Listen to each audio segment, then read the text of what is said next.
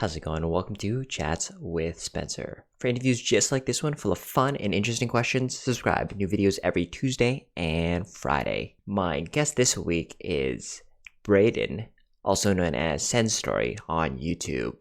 I discovered Braeden while just browsing climbing videos on YouTube, and I found out that he actually goes to my local gym, Boulders Etobicoke. So that was really interesting for me. And since then, we've kind of been talking, and hopefully, when things get better in the pandemic, him and I can go climbing together.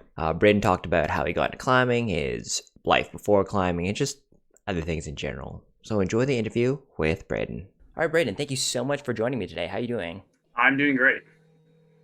Awesome. Let's just get right down to it. So you started your YouTube channel, I guess maybe like 2 years ago or so, something like that, and you started climbing in 2016, and it's almost coming up on your 4th year anniversary. It's actually going to be So, my fifth.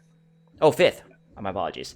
So just can you bring us back maybe before you went into climbing? Just talk about maybe where you grew up, a little bit about your childhood, and the kind of kid you were, that kind of thing. Sure. I never climbed as a kid. I actually just discovered it just before I turned 30. So it's a bit of a late entry into a sport that's pretty physically demanding, but I wouldn't say as a kid I wasn't in tune with general athletics. I think I was a bit of an off the couch athlete a little bit, but I grew up in the GTA, the Greater Toronto area. If you're not from the area, and kind of lived all over, but mostly in the West End. And I've worked and been around this area for a long time. So I've worked in the East End of Toronto, West End of Mississauga.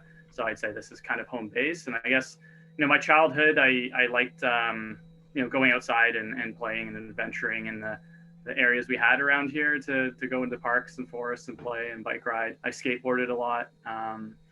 And I guess I am a bit of a nerd. So some of my childhood was spent in front of the computer. But yeah, I guess that's kind of a summary of it. All right. So what are some other things you kind of probably touched upon some of them, but some other things you enjoy outside of climbing? So maybe when you're not making videos or climbing, what can we find you doing? I think I'm pretty project driven. I like to do things, build things, make things. So sometimes it's say it again. Sometimes Yeah, it's you can. related. Sometimes it's related to the climbing, like the wall I built, or I make climbing holds as a hobby is something I've gotten into, and that kind of stuff. I just like building. My wife has a really really old cottage. It's like 70 some odd years old and hasn't been touched. So I've been doing little fixer upper projects up there. And I go back to some of my hobbies that I threw out in the lightning round, like 3D rendering and that kind of designy stuff. I like to play around the computer and create tangible things, whether it's digitally or in real life. I kind of like to build and make and create. I just got into a follow-up question to that. So if you've ever been on Braden's channel, Sendstory, he has these really, really cool boulder breakdown videos. And I'm just wondering, how long does it take to do the 3D rendering for all that? So I think people will assume it takes a long time, and it does. And it probably actually takes more time than some people who know how I did it think it takes. Because you can do Okay. photo scans of the wall and create kind of, I'll call them 3 skeletal templates. So you get a very rough estimate of things, but when it comes to Okay. actually animating and working with it, they're unusable meshes. So you basically have to remodel 90% of it. It kind of works as a base mesh, and then you can kind of take that and refine it. So I'd say those videos, honestly, weeks upon weeks, if it was my full-time job. It wasn't. I'd say each one of those videos, I've done 2 of them so far, they were I don't know, I'd say each one was easily well over 40 hours of work. Oh, geez. Probably closer to 60 to 80 hours, honestly. A lot of late nights and months of hours after work just playing around with it. So Are you in that field of work as well, Braden, or is that just totally a side thing you're it's interested in? an aside, I guess. My job is in the creative field. I work for Okay. we're called a creative consultancy, which is a Okay. little bit of maybe advertising work, design. It's essentially coming up with creative solutions for business problems. Hmm. So I wouldn't say it's unrelated, and I have definitely incorporated it into my job, but it's Hmm. nothing to do with my job title. It was not a hiring expectation. I've just kind of voluntarily, for better or worse, my work to kind of draw from that. But it's been a hobby, and I actually use a 3 open source program called Blender, which is Okay. my favorite favorite computer program. I think it's amazing, and so I'm like self-taught, like YouTube videos and just playing around with it over the period of like probably like 8 years or so. I've been kind of dabbling with it. So All right, Braeden, is there a song that really resonates with you just from your childhood? So maybe it's something your parents played, or maybe like a song you heard on the radio that you really like have a vivid memory of. I'd say anything from Supertramp. Okay. Like the one of the greatest super groups, and just I think the song's just super catchy, but like, I mean, lyrics and musically they're also like super talented. So I just think that like they kind of conjure up good memories of my childhood, and it's funny because my wife is also super into them. So from like an oldies band, if I can say they're oldies, I think they're the one. Okay. Do you remember the first album you ever purchased? First album I ever actually purchased. It's hard for me to tell because I got gifted a lot. Like Okay. I had some cassette tapes, which were probably just copied off of like my older brother's cassette tapes when I was a kid. My mom probably bought them for him, or he bought them, and I just had copies of them. I think I didn't get my own actual albums until CDs came out, and I'm dating myself now for sure. Um, but I think the first album I ever bought might have been Americana by Offspring. Okay. I think that might have been the first album I actually purchased. Um, yeah, I'm pretty sure that was the first one. That or the Foo Fighters, the Color and Shape. It might have been that one. So just in general, music now, is there a band you would recommend people check out? And it doesn't have to be super obscure, but just like something that you think would be cool. Sure. People to I listen mean, 90 some odd percent of my shirts are band t-shirts because to. I basically buy my clothes at concerts, or formally, Okay. because I can't really go to concerts now. But Hmm. what am I wearing? There's an Architect shirt. I'd recommend the Architects. They're a great band. But I think kind of more obscure depending on who you are. If you listen to metal, you probably have heard of them. But Between the Okay. Buried Me is a band that's like one of my favorite bands ever. They're like prog metal, so like they'll have like interludes that sound like bluegrass, and then it will like flow into like death metal or like thrash. So it's like kind of essentially like every rock genre just amalgamated, but Okay. they kind of seamlessly transition between different genres and time signatures and stuff. So I think it's like you can find parts of them that even if you don't like metal necessarily, you can appreciate the musical ability there. Yeah, so I'd go with Between the Buried Me. All right, great. Thanks. So, Braeden, if you could teach anyone to climb, so introduce the sport to somebody, anybody in the world, who would it be and why? I think if it was like someone everyone knows, like a celebrity, I think it would probably be another athlete. I think it's super interesting to see how people get on different body types, different styles of athletics, and see how they fare on a climbing wall. I think people are strong in different ways, so it'd be interesting to Yes. see maybe a sport outside of gymnastics, or something that's maybe not super fine tuned for climbing, but I think like a dancer would be interesting because their body mechanics and movement are super graceful, and I think they might struggle at first but be able to adapt pretty quickly. It'd be interesting to see. But then outside of like a celebrity or an athlete, I think it'd be cool just to take people who aren't able to experience like climbing naturally. I think one of the reasons I got into climbing so late was there weren't really many accessible climbing gyms in our area, and in terms Okay. of like climbing features, if you don't know where to look, you're not going to find them. So I think an area where there's just a population of people that just naturally don't have access to it, and maybe financially don't, I think it'd be really cool to take maybe not a person but a community of people out to. I think that's kind of a push right now anyways, but I would love to get together with a group of people and like have people first experience climbing, what it feels like, and I find it super empowering. So it'd be really cool to take just people who it's completely alien to them. Like sometimes you climb, you probably experience it when you tell people you do it, and they're like, "Oh, you do that?" Like it's crazy to them, right? The idea of climbing and how hard it might be, but like when you start to climb, you start to see some success. That the feeling you get out of that is just super super awesome. So it'd be really cool to witness that in person.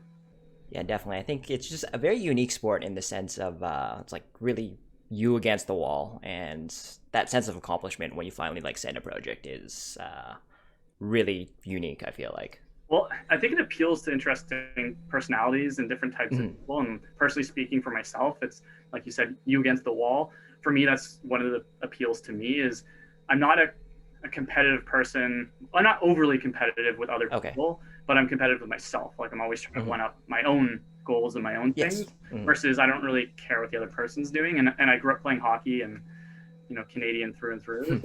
So I played hockey my whole life and I love hockey. I will never trash talk it, but um, being a team sport and being competitive and relying on other players, it's like, you kind of, the responsibility is spread out through everybody, which is, Hmm. for better or worse. But climbing, it's like if you fail, it's your fault, and you know what you need to improve on. So you can attack it very kind of linearly, and like I find that's really appealing to me. That I don't have to worry about what someone else is doing. It's all about what I'm doing. So yeah, I really appreciate it that way. You kind of answered this question, but this is a new question I've kind of developed by talking to more climbers. But what's your like overall feeling on team sports? So you said you did play a lot of hockey growing up, and you're still a fan of it. But are you more like, do you find your personality has shifted more towards uh, like independent sports as opposed to like a team sport? Well, it's funny because I'll go back to hockey. I love hockey. I Hmm. love the team aspect too. Like Hmm. one of the things I like when I climb is I climb, I boulder more than I climb routes, right? Hmm. And I think I like bouldering because it's so social. Like I like being around people and talking Hmm. with people, discussing data with people. It's half the fun for me, I guess. But then also, I'm like, when it came to things like hockey, I love that, but I also really really like to skate. Like my biggest thing about hockey Hmm. wasn't even Okay. necessarily gameplay. So as a kid, I was always like, I want to be a forward, right? I was a right Hmm. winger. I played up, and then at one point, I just got put on defense, which it just never appealed to me. It wasn't a Hmm. position I wanted to play, but I ended up loving it because like there's a little less pressure on you to be the goal scorer. You can set up plays, and Sure. then also I got to skate back, right? It's like the Hmm. breakaway, 1-0, and the guy got behind you somehow, and you got to backtrack to get back in your end quick, and I could skate back and take puck from them, which is, I mean, a heroic thing to do for your team, but it was like I like pushing myself and the feeling of skating and movement. And that's Okay. really what I think appeals to me. Like a lot of hockey is the movement and like the positional play that way. So I'd go like, there's always been that aspect of myself that's liked just body mechanics and movement and like how I move as an individual. So I wouldn't say it shifted, but I think I've come to more of a realization of like, there's always been that part of me that liked to just be me, like kind of competing with myself, right? All right, so this question is just a little bit weird, but if you could travel back in time to any time period, what time period would it be? And, what would be the reason why you traveled back to that time period? Off the top of my head, I'd say like let's go 60s, like Okay. recent history. We have like Hmm. we're curing diseases. I can live a healthy, long life, but I can also Hmm. buy a house. I could afford to buy a house. Resources weren't as limited. Some of the struggles weren't as apparent as they are today for the environment and things like that. Hmm. I think the 60s would have been a sweet time to be alive. In terms of some of the things I'm interested in. And just kind of a related question, but if you could go back in time and witness any concert in history, what concert would that be? Um, I really like my kind of genres of music, and I just miss Okay. concerts in general. So I would go back Hmm. like 4 years ago and go to some of the like mega, or let's go 6 years ago to one of the mega shows where like 12 different of like bands were playing in a lineup. Like I went to a lot of like bands warp tours where Oh, okay. were amazing. I love those. So even just going back a couple years, I would be completely content. Okay. All right, we're gonna switch place a little bit of less in-depth questions, but if you want to elaborate, feel free to stop me. Sure. Your favorite sports team? Maple Leafs. I feel like I put myself in a little bit of a hole by saying that, but I'm a Leafs fan. for for better or worse. For sure. Cats or dogs? Dogs. Spring or fall? I'm gonna go with fall.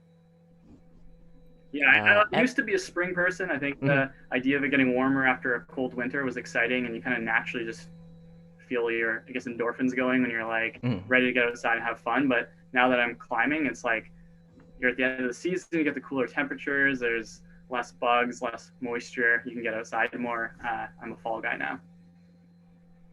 Are you more of a Smarties person or an M&M's person? M&M's. One of your favorite movies. Stand By Me. Adventurous or relaxing vacation? Uh, can I split the difference? A little bit of both. I guess adventuring with the option to relax. Okay, no, that's fine. Your go-to snack at a convenience store. Wonder Bar. Has that been like your go-to since you were a kid, or has that changed? No, I'd say that's been pretty consistent. I'd Okay. maybe flip between that and what's it called? An Eat More bar, which is like Oh, yes. Yeah. I find people find it's really weird that I like them, but it's peanut butter, caramel, and chocolate. Like I think the problem with Eat More is they don't look very no, appealing. they don't. They look like garbage, and even the package design makes it look like Mhm. I don't know what it is, but they're good. uh, if your next meal could be anything in the world, what would it be? Steak. What did you want to be when you were growing up?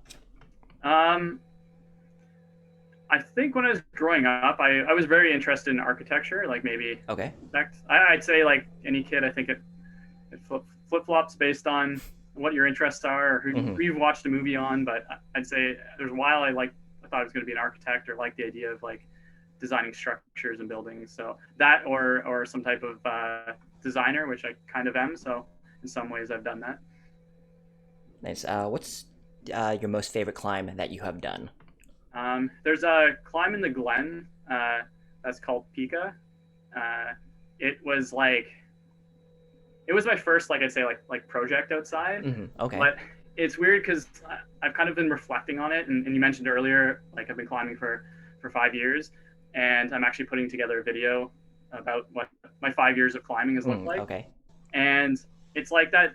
I've been thinking about it a lot, and it's funny because in hindsight, I'm like, it wasn't really a project because I would randomly show up there, and at the end of the day, when Hmm. people were bored or didn't know what to climb, I'd be like, oh, can I try this? And I'd hop on it. I was always kind of like waiting to try it, and I was always trying it Okay. tired, and it would be like months in between actually attempts. Hmm. Like by the time I got back on it, I'd forget even what holds I was using. So I kind of said it's a project, but really it's like it was like a random thing I would just hop on. But I really wanted to do it because I tried it, I'd say over like 3 years, no success. And then this year I was like, I just need to like try it and focus on it and do it. And I'm a bit stronger. And like I'd say after like two-ish sessions on it this year, I finished it, which was like Nice. super exciting because it had Hmm. kind of been on my radar for a long time. And it's like a classic line that everybody walks past in Niagara Okay. Glen when they get there. Hmm. And then there's actually a link up to it where you climb a V4 or 5, depending on who you talk to, into that Hmm. problem. And it Okay. is a V7, and I did that this year. So it's kind of the Nice. same problem, but extended. So it's kind of like now the thing I've spent the most amount of time on. And because of that, it kind of just is the climb I like. Sounds good. What's your favorite climbing move to do? Um, I'm gonna I'm just gonna go with the just back flag. I think everyone has like they think of their hands when they move it. Hmm. I think you're probably gonna get a lot of like rose moves or like dinos or things like that. I like back flagging, just the feeling of shifting your weight kind of in opposition behind yourself and being able to like alleviate your weight off the one hand to move it just feels so like I don't know, just smooth and efficient. That's fair. What's your favorite training exercise to do for climbing? I honestly don't like training. I think I do very minimal training. I'd say I like to climb. So if I Hmm. this might be a bit of a cheat, but just climbing like volume. Um, so just climbing as much as possible in the shortest amount of time. I'd say Okay. Do you remember your first pair of climbing shoes, and what were they, if you do? they were the Mad Rock. I don't even know the actual name of them, but the same shoe like every beginner has. They're like the Mad Rock ones with rounded edges on them, and I still think they're like a decent shoe. Like they're a beginner shoe, but they're great for everything you're trying to do. And the reality is when you're starting to climb, your shoes don't really matter anyways. So Yeah, the climbs you're doing are not going to require the footwork. I actually remember like being told by so many people like, oh, you need like this shoe or that shoe. And I think about the Mhm. first couple of shoes I bought and like the tips people gave me about what shoes I needed and how like I could say how wrong they were, but the direction was wrong. It was like I didn't need those shoes at all. I probably could have just used the same shoes, and like I wore like started wearing holes in them, and then people would be like, "Oh, you've no edges on your shoes. That's why you need new shoes." I'm like, I probably should have just worn those shoes until they had like no rubber left on them. Like it wasn't really worth it to like invest in my first like good pair of shoes. Like now I think shoes matter more to me, but yeah. Oh, what kind of shoes are you rocking these days? These days I have the Otakis. Okay. Yeah, they're like my favorite shoe. They're like aggressive enough, but they have a good heel. You can still technically toe hook in them. They're not the greatest, but and they just like are super comfy for me. They fit my shape of foot, so it's like I usually leave my shoes on when I climb. Like I don't take them off very frequently in between attempts. Okay. I just stay on. So. This one's kind of a tricky one, but if you had a song that described your climbing style, what song would that be, do you think? I'm actually terrible with song names because I'm one of those people who just listens to an album. Like I'll put an album on, listen to it. I'm exactly like that. Okay. But there's a band called Scale the Summit. I think the title of the band's convenient for rock climbing, and they're like it's all instrumental and it's very it's like prog metal, prog rock, but it's very like flowy and has all kinds of little interludes, and it's almost video game-esque the way that they play. So it's kind of like hypes you up, gets you some energy, and it kind of moves kind of fluidly. So I'll go with just like I think, is it The Great Plains? Yeah, by Scale the Summit. Awesome. All right, so we're going to shift back to some of the more deeper questions, but Braeden, can you let us know what's like your favorite place you've ever traveled to? I think this is back to like the most beautiful place, and it's probably Rocky Mountain National Park. It wasn't a climbing trip. We did climb there. We've never actually really gone on any actual climbing trips. They've always been vacations that happen to be in climbing spots where we get to go climbing, but that was actually for a wedding. We went there and we tacked a couple extra days onto it and went climbing there, and it was just like there's so many different places to see, and like the climate changes pretty frequently. And I'm gonna like give a B answer to that because it's super similar. We did a road trip like I think it was 3.5 years ago, and we drove like from like Toronto basically to Chicago to Colorado to Utah, through Washington State up to Vancouver Island, through Banff, like through Kelowna to Banff, back down all over. It was like 3 weeks of straight like driving, and we just made these like 1 to 2 day stops. It was almost like the sample platter of like visiting these places. We spent like a couple days there to get the gist of it, and then we had to leave. So it's like we could travel back to places. So we did go to Colorado, and we were in a different area during that trip. And it was like a different vibe, a different experience. It's still beautiful. So that's why that's on the list. And I go similarly, Utah was like a place I never thought I wanted to go to, especially before climbing. And like beyond rock climbing, it's just like there's these different like biomes there. Like you have this like desert climate, then you have like the Rocky Mountains, and like it's just like you have the salt flats. It's like all these different places that feel like they could be on different planets, all within like one state. So I think Utah is kind of like the A-B answer because they're neighbors to each other. So to me, it was like one kind of area we traveled. So Braeden, you said you're married, right? So I'm just wondering, just in your mind, what are 5 words you think your wife would use to describe you? Hopefully, I'm gonna go with funny. Let's go with intelligent, handy. Maybe similar to funny, but goofy. And I'm gonna go with loving. Braeden, I'm just wondering, are there any particular climbers you look to for, or have inspired you kind of like during your climbing journey? Just maybe like pro climbers, or maybe like Instagram climbers, or maybe even just like some of your friends? Yeah, I'd actually start with like when I first started climbing. And you climb at Boulders, right? Yes, correct. How long have you climbed there for, or had you? I've only been climbing I've only been climbing since July of 2019, and obviously with COVID and all that, so it hasn't been that much, but maybe consistently since like September of 2019, I'd say. I was at the Tobago location. Okay, it's probably before your time then, but there's a guy who works at the front desk, and if he ever saw this video, he'd be super embarrassed I'm saying this. His name's Gary, and Gary is just like the nicest, like humble dude ever. and I just love climbing with him. Like every time I Mhm. climb with him, I'm just like super psyched to go climbing. He's just super nice, super fun, and he's also a guy who has like zero excuses. Like if he falls off something, there's no excuse. It's like Mhm. here's Mhm. what I did wrong. If you make an excuse, he'll just like he has no problem telling you when you're making an excuse. So it's like inspiring because he like tells you the right things you need to hear. And he's also just super friendly and super fun to climb with. So I'd actually say when I first started climbing, I was in an accident. I got like invited via my wife to just like something for her nursing school. Like Okay. it wasn't like a party. It was just like an event. Someone wanted people to go Mhm. climbing. So we showed up. I actually didn't want to go at first. I was like being lazy, didn't feel up for it. And I kind of was like, so yeah, I guess I should show up. And I went the first time and I loved it. And then I started going back, but like I didn't know anyone there. So I was just like Mhm. myself and my wife, but like I didn't know anyone. So I just like hang out with this front desk dude. And he was like super nice. Like, I'm this guy who's just like falling off everything, trying way too hard. And he's just, unbelievably nice to me, giving me tips and advice. And he just became a friend of mine. And I'd actually say he inspires me probably the most out of anyone I know, at least. Okay. And then I guess if I had to pick like some pros, it's tough because it's super easy to pick the really strong Oh people yes. because they're inspiring just because like they're Mhm. just crazy good. And I guess I'm gonna go with like Tommy Caldwell, like Oh you know, yeah. like missing a finger and being able to climb the things he does. I think is Yes. pretty incredible and just shows how much he relies on technique and he's like a proper climber. So I'll throw his name out there off the top of my head.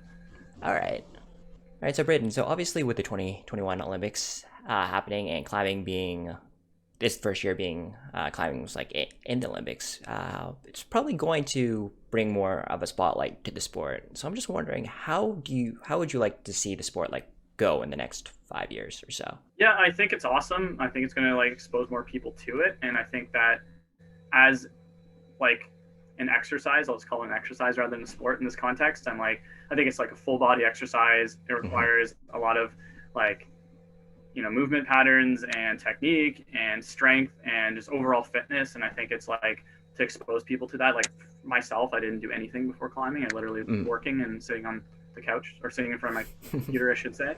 And I think it's like the best exercise I've ever had in my life. So I think in Hmm. terms of like a population, I think it's great. Hopefully, it inspires people to get out there and do it. And I think there's a lot of people who like team sports don't appeal to them. I think so many Hmm. sports rely on very specific like skills and also like being on a team. So I think like some people like to run. I think running is fantastic, but like there's I think certain body types that I think excel at running and Hmm. better at it. Whereas I think some of those other people would find more success in climbing and still get their fitness way up. So I just think it's like amazing from that standpoint. And I think from like a culture, what I'd like to see is, and I'm like new to climbing in terms of Hmm. like the grand scheme of things. And some people started climbing when they're 5, and now they're 60 years old, and they've been at it for a long time. Mm. So I'm not, you know, these aren't words of wisdom from me. I'm just channeling other people. But like Okay. I was lucky, and including the person I spoke about earlier, who he was the first person who brought me outside to go climbing. Oh really? And so I Okay. think I had good like shepherds to show me Hmm. like the way, and a couple of my other friends as well. I was lucky to have people I think who taught me how to be somewhat appropriate at least outside in the setting. And I think moving forwards, I hope the culture is like a culture of where climbing comes from, and it's a outdoor sport like first and foremost. And I think a lot of people who climb indoors will eventually go outside. I don't know if you have yet or not, but Not yet. not yet. Well, maybe I'll take you in the spring if things are Sweet. better. Yeah. But Yeah. like climbing outside, I think is like it just exposes you to the environment and the world around you. That I'm from a major city like you, Hmm.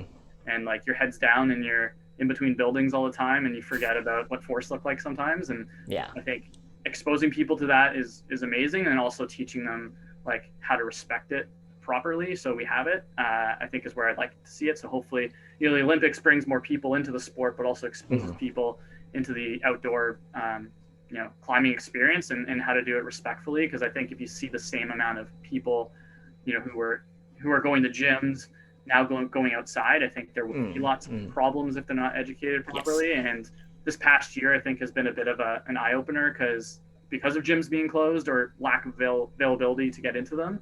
Like this year, the Glen where I go climbing Hmm. locally is like has been crazy packed. Like Oh, I've geez. never seen it Hmm. busier. Even on like busy days when it's like an event or like everyone just happens to it's like perfect conditions, everyone wants to Hmm. go out. I've never seen it as busy as it has been this past year. So I hope moving forward that people can be taught properly how to like interact with other people who are both climbing or just enjoying that environment, and also how to respect that environment and clean up behind yourself and be respectful. So This is just like a personal question, Braeden, but have you, since climbing, successfully really like brought in non-climber friends into the sport? Because I feel like, well, that's like my secret agenda of this of my channel. It seems like every time I have a climber, I'm like, how do you get people to start climbing? Because for me, I have one friend who climbs, but he doesn't really climb too often, and so it's just usually just me, like kind of like how you said, climbing solo. So can you just tell me your experience with that? yeah, I mean that's everyone's agenda. I think at least your own friend circle, because it's I've Hmm. neglected some of my friends, and I feel terrible about it.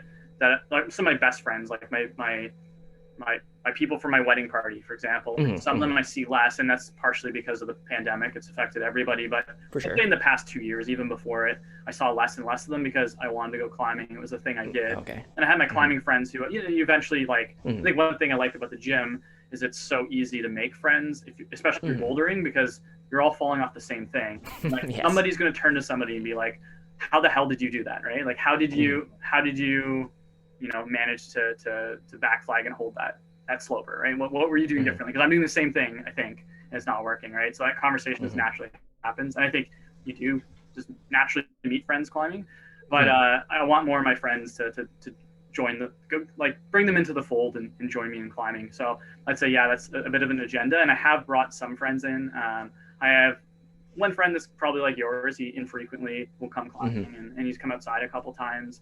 I have another friend who was more frequently climbing as well. And I think to like again bring them in, I think part of it is properly explaining to them the process of like climbing and what it looks like. Because I've had friends who have tried to bring in who are like way more athletic than me. Like I'd say they're Hmm. generally stronger. Like some of these are like CrossFit guys or whatever. Hmm. Like they know how to use their body and move, Hmm. and they see things I climb and they try to hop on them and they fall, and they get like kind of competitively like angry I guess at themselves, like they feel Yeah. like something's rigged against them, or they feel like Hmm. they failed, and I'm like, climbing is failing over and over and Oh over, yeah. Oh right? yeah. It's like that's what when you succeed it feels amazing. If if you're not falling off the wall, then you're not trying things hard enough. No, not um, at all. exactly, and that you should either be having fun, like doesn't matter how hard it is as long as you're having fun is like my one rule. The other rule is it should be challenging, and then if you find something right in the middle, it's perfect. If it's fun and it's really hard, then that's like where you want to be. But like it should at least be hard if you want it to be challenging, so when you do succeed you feel good about it, right? Hmm. So Hmm. I think part of that is like explaining to them that like yeah you're gonna suck because you don't know what you're doing, but like my Yeah. friends who come into the gym and like first day they've climbed like a V3, which took me like months, like Hmm. without a joke, took me months and months and months and months to climb a V3, and they walked in and climbed a V3, and I'm like, that's amazing. And they're like, yeah, well, you're doing something twice as hard as me, and I'm like, yeah, and I've been doing this for like years now, so Hmm. that's how it works, right? You wouldn't expect someone to walk into your gym and lift the same amount of weight you Yeah. can, right? So I think that's part of it too, is like let them know that like everyone knows, right? No one in the gym sees that person who's clearly like flailing all over the place. Their feet are everywhere. They're trying Hmm. to connect these things because they don't know what they're doing. Like you look at them and you're like, yeah, I get it. Like I know who you Hmm. are. Hmm. I was you a couple years ago. Like there's no embarrassment around like falling or failing. Yeah, at least you're out there like trying. I think that's like the big key. Like you just said with climbing, it's like you just keep trying, have fun with it, whatever, not a big deal. And I think the problem too with climbing for new people is like you kind of just said how your friends are like, oh, you're climbing this that's like way harder. The thing about climbing is it looks really easy, but it really isn't. You know, like when you see a good climber, it looks effortless. But, you know, I go on a harder climb that someone just did and I don't even know how to start it. So, For sure, and I think it's funny too because I say up until somewhat recently, I used to like see people super efficiently climbing something really hard, mhm, and I'm like, oh, I can't even hold these holds, and they're mhm, walking up it. They must be crazy strong. But if you talk to them sometimes too, they're like, oh, I was trying like so hard, like I was like Mm-hmm. exhausted, and it's like, but they're just so efficient that they just look like they're not trying to, right? Whether Mm-hmm. it's hard to tell sometimes if it was easy or hard for them because their just movement generally is just like super efficient. Like there's some, Yes. and again, if you go climbing outside, you'll Mm-hmm. see because where we are in Niagara Falls, a lot of that like limestone, the rock there is very polished for multiple reasons, but just generally the rock type polish is easy. So you know those Okay. dual X holds. Yes. So like some of the holds that are like jugs or edges are like Mm-hmm. that texture because they've just been worn Okay. down. It's from frequency of people. It's from people climbing with like mud on their shoes because like Oh, that geez. like fine grain of Mm-hmm. mud Mm-hmm. and water. It's like wet sanding anything, right? You can Yes. like you're sharpening knives, right? So it's like it's over years and years and years of people pulling on it. They've gotten very glassy. So like you'll touch something and be like, there's no way I can hold on to this. I'll never be able to. And then you Yeah. see like this mystery guy, because some of these people don't climb the gym that much actually too. And you'll just see this guy like float up it. And you're like, who is this guy? And like so effortless. And you'll talk to them too. He's like, no, I've climbed this 100 times. Like this is like Mm-hmm. part of their circuit. And they're also like super efficient. So it looks like they're not trying even though they are, right? All right, Braeden. So, is there anything you'd like to achieve, and it's not limited to YouTube, but just something you'd like to achieve in your lifetime? Yeah, I think my goals are definitely not YouTube oriented. I would say that like I think this is probably consistent with everyone, but I want to travel more. Mm-hmm. It might look a little different though for myself and my wife. Like I'm not a huge city person. I don't love like sprawling Mm-hmm. manufactured spaces. I think especially given my hobbies now, I'm more inclined to like go off the beaten path. And maybe for if you climb or you're an outdoor person, they're probably like places that you know are on the path, but for Mm-hmm. everyone else they're a little bit off the beaten path. So I'd like to visit more of those places. Like Yosemite would be sweet to just stand there and be enamored by it. But like places like that, I think travel. And then I think like goals in terms of like myself and my surroundings, Mm. just do some good, like help people out and be a good person. And are there any words that you try to live by, or just like maybe a philosophy maybe you like to adopt in your life, kind of thing? I'm not good with quotes. I'm trying to think of like a philosophical quote I could conjure up. Like if you go into Home Sense, it would be live, laugh, love. Hmm. I think those are good words to stand by. Yeah. But I think it's like I'm trying to think what would some words I want to live by be. I guess like take things seriously enough. Okay. Like I think it's easy to say don't take life too seriously, but I think if you don't, you kind of lose touch with your ambitions and Mm-hmm. paths you want to follow. Like some pressure is good and motivation to go ahead and do things. So I think you should be serious for the right reasons. And I also would say don't take things too serious, right? Because then you'll never be able to relax and you'll never take time for yourself. So I think it's like find that balance, right? Just take things seriously enough so that you get by and are motivated to live your life and do the things you want to achieve and still enjoy them. Yeah. Awesome. Well, Braden, thank you so much for joining me. It was really interesting talking to you and learning more about you. And hopefully, when things get better, we can maybe climb sometime. That would be really cool. That'd be awesome. Or you can come check out the wall and hop. Nice. Sounds good. Well, everybody. Oh, sorry, Braden. Can you just let us know where we can find you online and maybe some upcoming projects you have? Cool. Yeah, I have a YouTube channel called Sendstory, which is kind of like, I guess, like adventure videos, but right now focused on kind of climbing and that kind of stuff because we're in lockdown. So it's going to be more maybe found footage from the past, which is kind of the Hmm. projects I'm working on right now. So I'm doing like a 5 years worth of climbing video. I did one for 3 years 2 years ago. So you can check that out if you want to see the progress my first 3 years. And then this one's like 5 years worth of climbing, which is just kind of catching up to where I am now. I've had some things happen this past year to me that are a little bit interesting, I guess, and trying to compile that into a story. So it's a lot of like Okay. cell phone footage and found footage of climbing and things that I've gone through this past 2 years and compiling that into a video. So that's the next thing I'm going to put together. And then I'm on Instagram as Sendstory as well, one word, where we post just like little clips of mostly climbing, and you can find those there. All right, great. I'll be sure to post everything in the description below so people can find you easily. Awesome. All right, everyone. Thank you so much for watching. Please subscribe for new videos every Tuesday and Friday. Take care of yourselves, and I'll see you next video.